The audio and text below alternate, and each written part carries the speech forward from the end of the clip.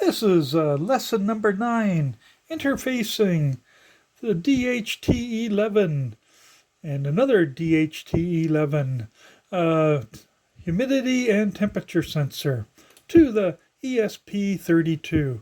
Real easy, 3 wires. You got a ground wire, a power wire, and the signal wire. I'm just gonna click there, clear it. It says it's 25 degrees in here with a 39% humidity. This is the one that came with the kit. This is a different one. And when I get into the wiring, you'll see what the difference is. So what I'm going to do now is just switch them around. So this is the one that actually came with the kit. It's indicating 26 degrees, humidity 43%, 42. I guess it's warming up. And of course, my thermometer indicates it is 20.4 or 24.9-ish in here. And I would trust this.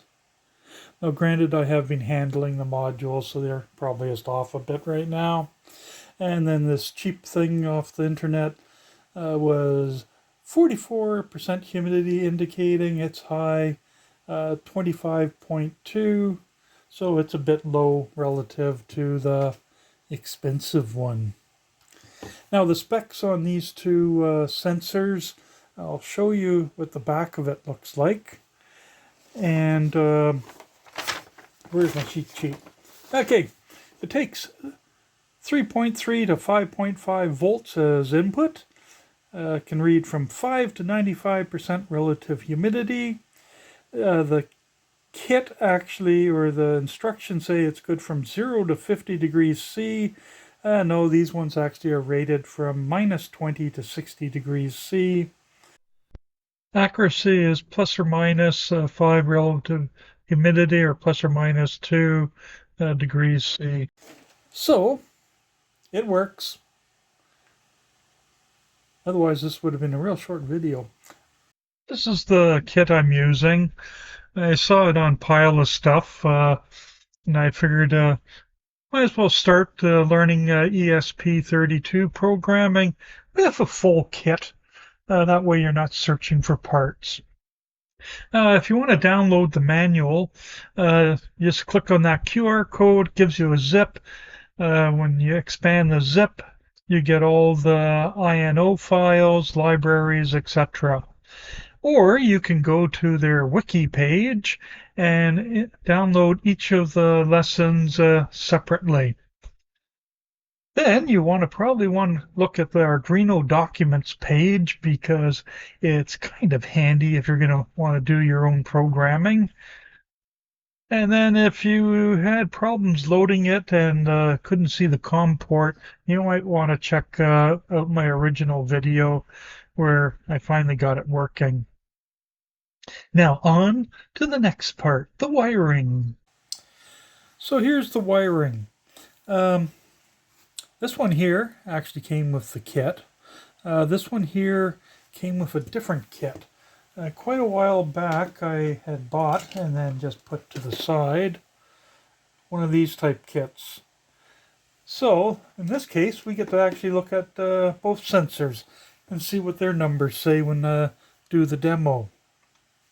But for the wiring,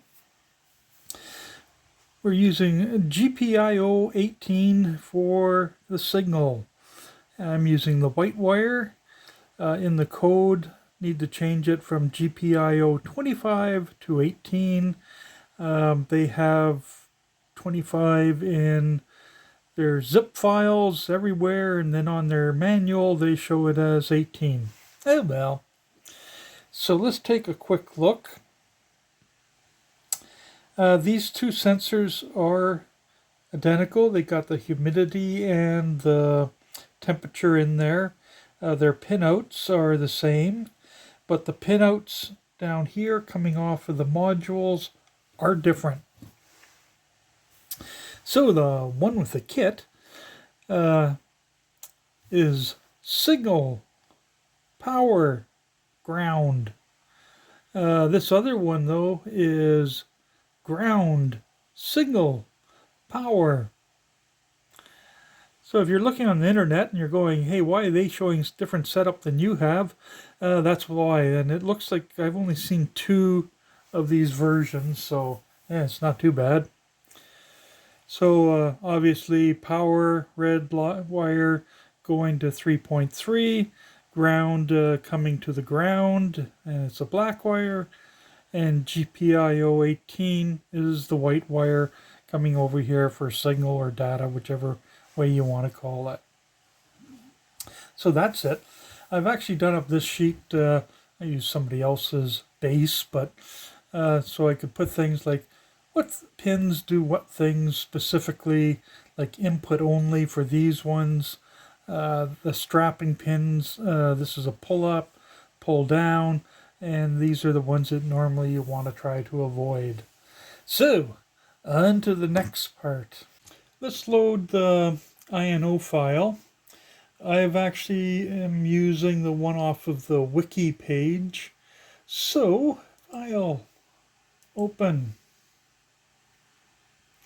And I've stored it in a thing called temporary. Oops. Open. And now I'll probably cut a bit of the video out since it's just doing its thing. Okay, get rid of the one in the background.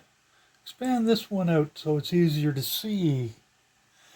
We're going to be using GPIO 18 so it's consistent with the instructions. And it would have helped if I had the keyboard plugged in.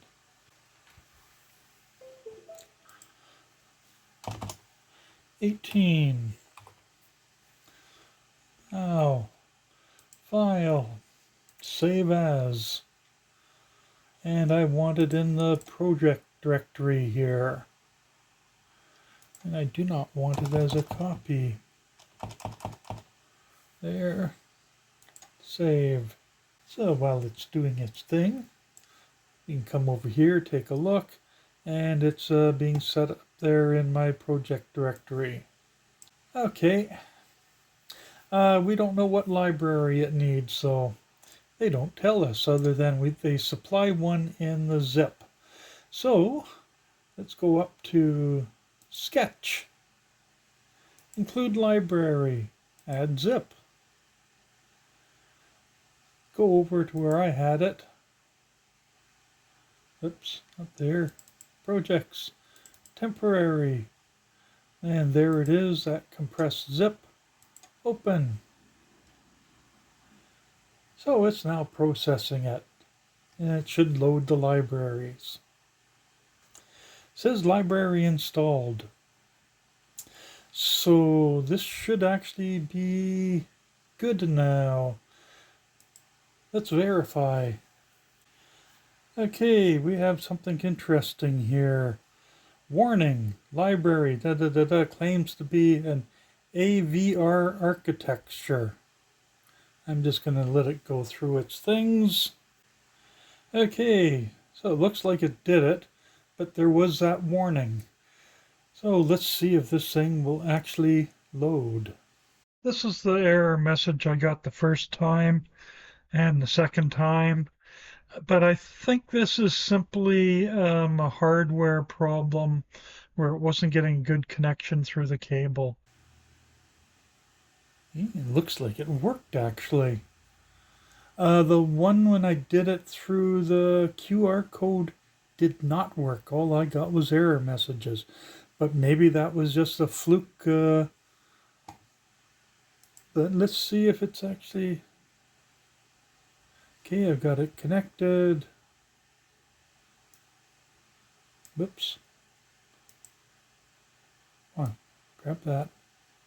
Let's go up here. Oh, I probably forgot to change the baud rate. Oh well. Try to use 9600.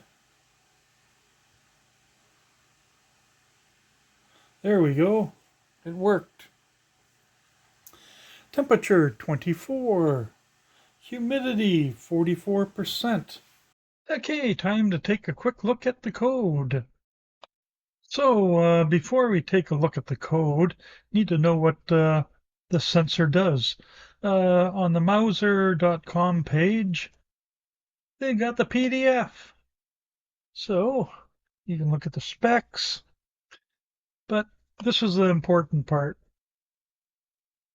You have, say, your ESP32 sitting over here. You got your one wire coming over to the DHT11, and it's going to communicate back and forth on that one little wire. So it has some protocols set up. So what you're going to do is, right now this is pulled up to 3.3 volts.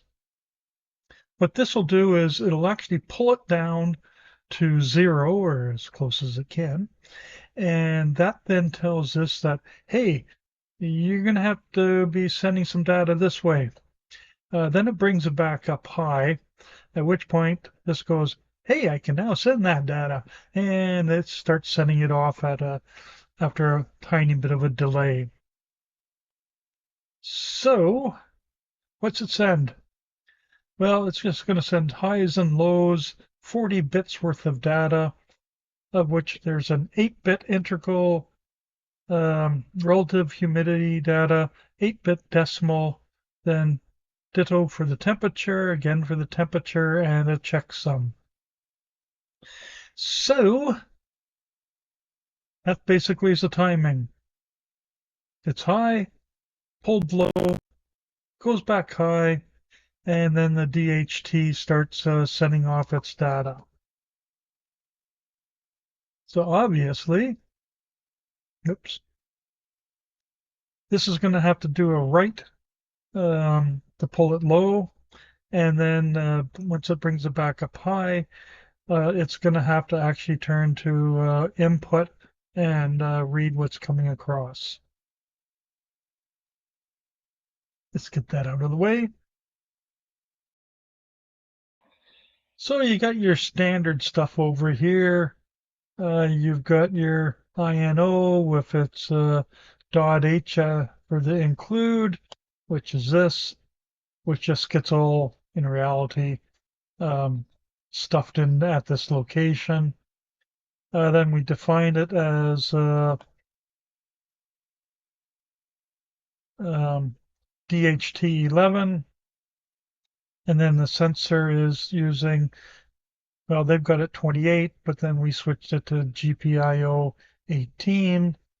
Yes, send that information off.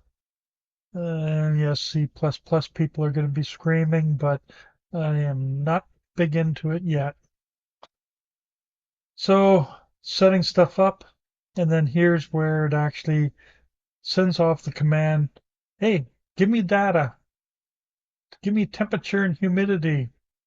Once it comes back, it then populates it and outputs it. Now, previously I've shown the C++, which is a point or .cpp file like this. But if you actually are going to be doing anything in C++, you might want to have something like Visual Studio over here, because when you open that C++ in it, you get all that nice formatting, all that nice color, telling you, if you know C++, what each of the parts are. And if you were going to be modifying any code, obviously you're going to want to be doing it like this.